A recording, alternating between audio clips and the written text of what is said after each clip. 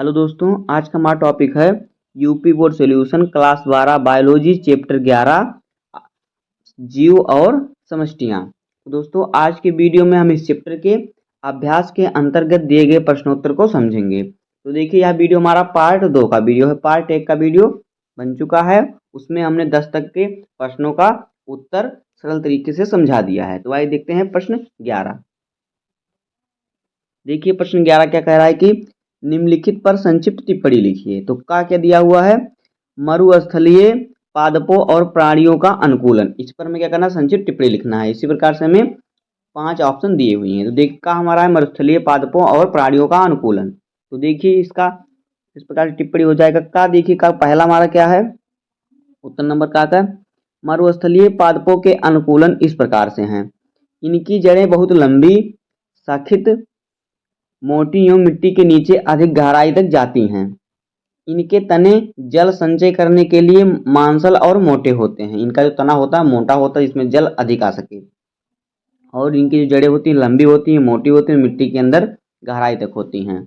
इनके रंध्र देखिए स्टोमेटल गुहा में धंसे रहते हैं। पत्तियां छोटी होती हैं, सल्क पत्र या कांटों के रूप में परिवर्तित हो जाती हैं। जो पत्तियां होती हैं कांटों के रूप में परिवर्तित हो जाती हैं। तथा तना क्यूटिकल युक्त तथा घने रोम से भरा होता है। दूसरा नंबर देखिए, मरुस्थलीय प्राणियों के अनुकूलन इस प्रकार से हैं। देखिए हमें पूछा है ना पादपों और प्राणियों का अनुकूलन। तो प्राणियों का अनुकूलन देखिए देखिए मरुस्थल के छोटे जीव जैसे चूहा, सांप, केकड़ा दिन के समय बालू में बनाई गई सुरंग में रहते हैं तथा रात को बिल से बाहर निकलते हैं। कुछ मरुस्थलीय जंतु अपने शरीर के मेटाबॉलिज्म के उत्पन्न जल का उपयोग करते हैं। उत्तरी अमेरिका के मरुस्थल में पाया जाने वाला कंगारू चूहा जल की आवश्यकता की पूर्ति अपनी आंतरिक वसा के ऑक्सीजन से करता है। जंतु प्रायः सूखे मल का त्याग करता है। फ्रीनोसोमा तथा मेलोज होरिडस में कांटेदार त्वचा पाई जाती है। अब देखिए ऑप्शन नंबर खा क्या है, जल की कमी के प्रति पादपों का अनुकूलन। तो देखिए उत्तर क्या हो जाएगा, इस पर टिप्पणी क्या हो जाएगा, जल की कमी के प्रति पादपों में अनुकूलन। हेडिंग हमारा ये मरुस्थलीय पादप कहलाते हैं, अतः इनका अनुकूलन मरुस्थलीय पादपों के समान होता है। गा ऑप्शन देखिए क्या है, प्राणियों में व्यवहारिक यानी कि बिहेवियोरल अनुकूलन। तो देखिए प्राणियों में व्यवहारिक अनुकूलन इस प्रकार से है, शीत निष्क्रियता, ग्रीष्म निष्क्रियता, सामयिक निष्क्रियता और प्रवास आदि। तो देखिए ये शीत निष्क्रियता क्या होता है, ग्रीष्म निष्क्रियता क्या होता है, सामयिक सक्रियता क्या होता है, प्रवास क्या होता है, ये सब हमने आपको फर्स्ट वीडियो में बता दिया है। अब आइए देखते हैं अगला क्या है। घ ऑप्शन देखिए क्या है, पादपों के लिए प्रकाश का महत्व। तो देखिए पादपों के लिए प्रकाश का महत्व इस प्रकार से है, ऊर्जा का स्रोत है प्रकाश, दीप्तिकालीन आवश्यकता है, मतलब रात में प्रकाश की आवश्यकता होती है, वाष्पोत्सर्जन है, पुष्पन, पादप गति, पिगमेंटेशन वृद्धि, कंद निर्माण आदि। अब देखिए अगला 5वां टॉपिक क्या है, तापमान और जल की कमी का प्रभाव और प्राणियों का अनुकूलन। तो देखिए तापमान में कमी का प्रभाव, जल की कमी का प्रभाव, प्राणियों का अनुकूलन इस प्रकार से यहाँ पे जल रहेगा। तो देखिए निष्क्रियता, सामयिक सक्रियता, प्रवास आदि। अब देखिए ये क्या है, ये जल की कमी का जो ये प्राणियों का क्या है अनुकूलन है। देखिए जल की कमी का प्रभाव था प्राणियों का अनुकूलन इस प्रकार से है। यहाँ पे देखिए सूखे मल का त्याग, अपने शरीर के मेटाबॉलिज्म से उत्पन्न जल का उपयोग, सूखे वातावरण को सहने की क्षमता। उत्तरी अमेरिका के मरुस्थल में पाया जाने वाला कंगारू चूहा जल की आवश्यकता की पूर्ति अपने आंतरिक वसा के ऑक्सीजन से करता है। तो देखिए ये भी पहले वाले की तरह है, तो उसमें भी क्या प्राणियों का अनुकूलन पूछा था और यहाँ पे तापमान और अनुकूलन पूछा है। अब देखिए प्रश्न संख्या 12, अजैवीय पर्यावरणीय कारकों की सूची बनाइए। देखिए अजैवीय पर्यावरणीय कारक, देखिए विभिन्न अजैवीय कारकों को निम्नलिखित 3 समूह में बांट सकते हैं। नंबर 1 है जल वायवीय कारक। तो देखिए प्रकाश, ताप, वायुगति, वर्षा, वायुमंडलीय नमी तथा वायुमंडलीय गैसें, ये क्या है जल वायवीय कारक हैं। अब देखिए मृदीय कारक, खनिज पदार्थ, कार्बनिक पदार्थ मृदा जल तथा मृदा वायु यानी जो जो मिट्टी से कारक हैं। और फिर देखिए क्या स्थल कृतीय कारक। देखिए स्थल कृतीय कारक क्या है, स्थान की ऊंचाई, भूमि का ढाल, पर्वत की दिशा आदि। अब आइए देखते हैं प्रश्न संख्या 13। देखिए प्रश्न 13 क्या है, निम्नलिखित का उदाहरण दीजिए। एक क्या है, नंबर एक क्या है, आत्पोभिद यानी कि हेलियोफाइट। दूसरा है छायोद्भिद यानी कि स्कियोफाइट। तीसरा है सजीव प्रजक अंकुरण वाले पौधे। और फिर चौथा है आंद्रोस्मी प्राणी। और फिर पांचवा है बहुस्मी प्राणी। और फिर छठा है नित नितलस्ट जीन का जीव। तो देखिए उत्तर क्या करना है, हमें सबका उदाहरण देना है। तो देखिए पहले का उदाहरण क्या हो जाएगा, जो हमारा आत्मविद है ये हो जाएगा सूर्यमुखी। इसका क्या हो जाएगा, सूर्यमुखी हो जाएगा। आत्मविद है इसका हो जाएगा उदाहरण सूर्यमुखी। और फिर जो हमारा छायोद्भिद है इसका हो जाएगा फ्यूनेरिया। और फिर जो हो जाएगा सजीव परक है इसका हो जाएगा राइजोफोरा। आंत रोशमी लिखा है, आंत रोशमी का हो जाएगा पक्षी और स्तनधारी। और बाह्य पोषमी जो लिखा है बाह्य पोषिका, तो इसका देखिए क्या हो जाएगा एम्फीबियंस तथा रेप्टाइल्स। और नितलस्त जोन का जीव जो है वह जीवाणु, स्पंज, तारा मछली आदि। अब देखते हैं अगला प्रश्न। प्रश्न संख्या 14 देखिए, समष्टि यानी पॉपुलेशन और समुदाय यानी कम्युनिटी की परिभाषा दीजिए। तो देखिए समष्टि जिसे पॉपुलेशन कहते हैं इंग्लिश में। तो देखिए किसी खास समय और क्षेत्र में एक ही प्रकार की स्पीशीज के बेस्टियों या जीवों की कुल संख्या को समष्टि कहते हैं। किसी खास समय और क्षेत्र में मतलब इसे समय में इतने क्षेत्र में कितनी जनसंख्या बढ़ी, कितने लोग रह रहे हैं, उसको उसी स्पीशीज को क्या कहते हैं, कुल संख्या या समष्टि कहते हैं। उसकी कुल संख्या को समष्टि कहते हैं। अब देखिए कम्युनिटी यानी समुदाय, किसी विशिष्ट आवास स्थान की जीव समष्टियों का स्थान संघ समुदाय कहलाता है।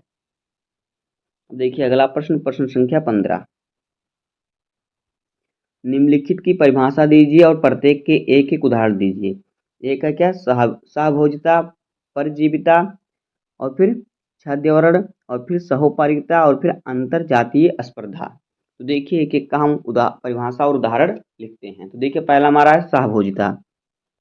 तो देखिए सहभोजिता क्या होता है, यह ऐसी पारस्परिक क्रिया है जिसमें एक जाति को लाभ होता है तथा दूसरे जाति को ना तो लाभ होता है और ना ही हानि होता है। उदाहरण के लिए आम पर उगने वाला आर्किड यानी, और फिर या फिर होयल की पीठ पर रहने वाला बार्नेकल्स। देखिए सहभोजिता क्या होता है, सहभोजिता ऐसी क्रिया है जिसमें एक जाति के पौधे को लाभ होता है, एक जाति के पौधे को ना तो लाभ होता है ना तो हानि होता है। जैसे कि आम पर देखते हैं एक नया पौधा बना जिसे कहते हैं, गांव में बना उग जाता है जिसे आर्किड कहते हैं, तो गांव की भाषा में से बना कहते हैं। तो उससे तो उस पौधे का जो बना पौधा उसको तो लाभ हो रहा है, लेकिन आम को ना ही कुछ हानि हो रहा है और ना ही लाभ हो रहा है। और होयल की पीठ पर रहने वाला बार्नेकल्स, देखिए होयल की पीठ पर क्या रहता है, बार्नेकल्स रहता है। तो क्या कहता है, वो तो अपना वहीं से अपना जो भोजन करता रहता है, जो वहाँ से कीटाणु सब होयल की पीठ पर आते हैं सबको खाता रहता है, और उससे ना होयल को कुछ लाभ रहता है और ना ही कुछ हानि होता है। अब देखिए दूसरा है पारजीविता।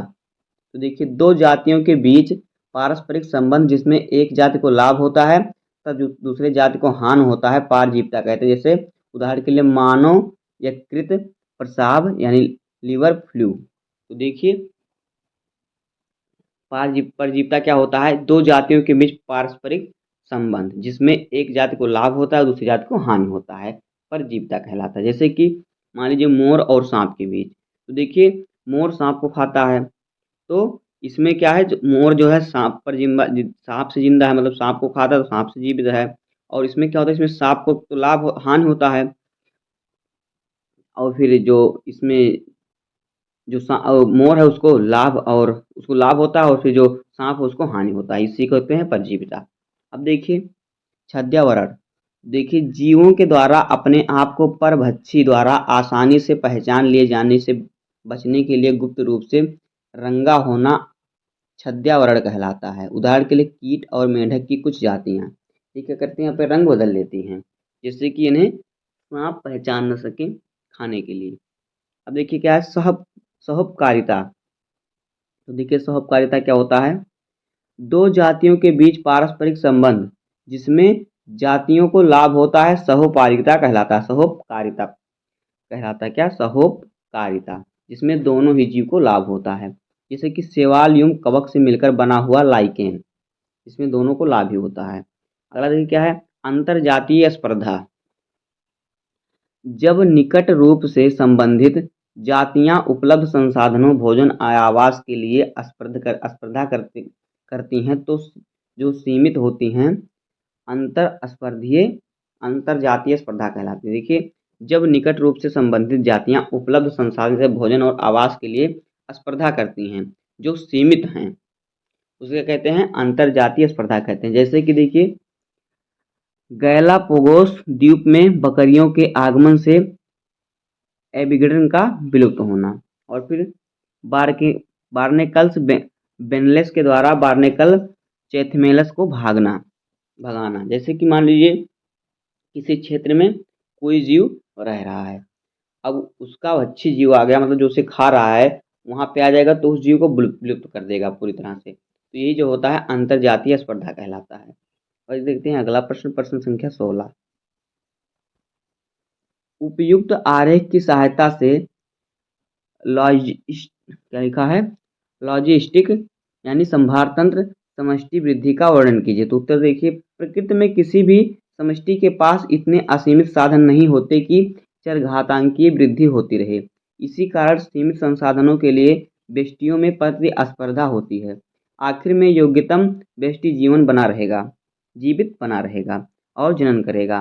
प्रकृति में दिए गए आवास के पास अधिकतम संभव संख्या के पालन पोषण के लिए पर्याप्त संसाधन होते हैं। इससे आगे और वृद्धि संभव नहीं है। उस आवास में उस जात के लिए इस सीमा की प्रकृति को पोषण क्षमता का मान कैसे से प्रदर्शित करते हैं, के लेते हैं। आगे देखिए, किसी आवास में सीमित संसाधनों के साथ वृद्धि कर रही समष्टि आरंभ में पश्चात प्रावस्था दर्शाती है, उसके बाद त्वरण और मंदन और अंततः अंततः स्पर्धा प्रावस्थाएं आती हैं। समष्टि घनत्व पोषण क्षमता प्रकार की समष्टि वृद्धि बृहस्पर्ण लॉजिस्टिक वृद्धि कहलाता है। इसे निम्न प्रकार से समीकरण से निरूपित किया जाता है। यहाँ पे देखिए समीकरण किस प्रकार से, यहाँ पर n जो है समय t में समष्टि का घनत्व है, r जो है प्राकृतिक वृद्धि की दर है, और k जो है पोषण क्षमता है। अब आइए देखते हैं अगला प्रश्न, प्रश्न संख्या 17। निम्नलिखित कथनों में पारजीविता को कौन सा साधन सबसे अच्छी तरह से स्पष्ट करता है। का ऑप्शन है, एक जीव को लाभ होता है, खा है दोनों जीव को लाभ होता है, गा है एक जीव को लाभ होता है दूसरा प्रभावित नहीं होता, और चौथा है एक जीव का लाभ होता है दूसरा प्रभावित होता है। तो देखिए यहाँ पे जो सही ऑप्शन होगा ऑप्शन नंबर घ, एक जीव को लाभ होता है और दूसरा जीव प्रभावित नहीं होता। अब देखिए अगला प्रश्न, प्रश्न संख्या 18। समष्टि की कोई 3 महत्वपूर्ण विशेषताएं बताइए और व्याख्या कीजिए। तो देखिए उत्तर, समष्टि की 3 महत्वपूर्ण विशेषताएं इस प्रकार से हैं। नंबर 1, समष्टि आकार और समष्टि घनत्व। जन्म दर, मृत्यु। तो देखिए ये 3 प्रकार की समष्टि की विशेषताएं हैं। तो देखिए पहला हमारा समष्टि आकार और समष्टि घनत्व। तो देखिए किसी जात के लिए समष्टि का आकार अस्थैतिक प्रायता नहीं है, यह समय समय पर बदलता रहता है, जो विभिन्न कारकों जैसे आहार उपलब्धि, परभक्षण, दाब और मौसमी परिस्थितियों पर निर्भर करता है। समष्टि घनत्व बढ़ रहा है अथवा घट रहा है, कारण कुछ भी हो, परंतु दी गई अवधि के दौरान दिए गए आवास में समष्टि का घनत्व 4 मूलभूत प्रक्रमों में घटता बढ़ता है। इन चारों में से 2 जन्म दर और आप्रवासन समष्टि घनत्व को बढ़ाते हैं, और 2 मृत्यु दर और उत्प्रवासन इसे घटाते हैं। अगर समय t में समष्टि घनत्व n है तो समय t+1 में इसका घनत्व हो जाएगा nt+1 बराबर nt+b+o माइनस इंटू d+e होगा। ये हमारा समीकरण है। आगे देखिए, उपरोक्त समीकरण में आप देख सकते हैं कि यदि जन्म लेने वालों की संख्या प्लस अप्रवासियों की संख्या b प्लस यल, मरने वालों की संख्या तथा प्लस उत्प्रवासियों की संख्या D प्लस E से अधिक हो तो समष्टि घनत्व बढ़ रहा है, अन्यथा यह घट रहा है। अब देखिए है अगला जन्म दर। यह साधारणतया प्रति वर्ष प्रति समष्टि के 1000 व्यक्ति प्रति जन्म दर की संख्या से के द्वारा व्यक्त की जाती है। जन्म दर समष्टि आकार तथा समष्टि घनत्व को बढ़ाता है। तो देखिए जन्म दर बराबर क्या होता है, एक वर्ष में जीवित जन्म की कुल संख्या बटे वर्ष के मध्य कुल समष्टि और गुणे 1000। आगे देखिए मृत्यु दर क्या होता है। मृत्यु दर क्या होता है, देखिए यह जन्म दर के विपरीत है। यह साधारणतया प्रतिवर्ष प्रतिमाह प्रतिवर्ष प्रति समष्टि के 1000 व्यक्ति प्रति मृत्यु की संख्या द्वारा व्यक्त की जाती है। यानी 1000 में कितने व्यक्ति की मृत्यु हुई और जो जन्म दर है ये 1000 में कितने व्यक्ति का जन्म हुआ, जीवित हैं कितने लोग, इसकी संख्या पर निर्भर करता है। तो देखिए मृत्यु दर बराबर क्या होगा, एक वर्ष में कुल मृत्यु की संख्या बटे वर्ष के मध्य कुल समष्टि और बटे गुणे में 1000। तो इस प्रकार से हम मृत्यु दर निकाल सकते हैं। और फिर जन्म दर का भी सूत्र जो है आपको दिया गया है। दोस्तों इस प्रकार से हो जाएगा इस चैप्टर का अभ्यास के अंतर्गत दिए गए सभी प्रश्नोत्तरों का उत्तर। उम्मीद है कि आपको वीडियो पसंद आया होगा। अगर आपको वीडियो पसंद आया हो तो वीडियो को लाइक कर दीजिएगा, चैनल पर नए हैं तो सब्सक्राइब कर दीजिए। मिलते हैं किसी नेक्स्ट वीडियो में, तब तक के लिए धन्यवाद। जय हिंद।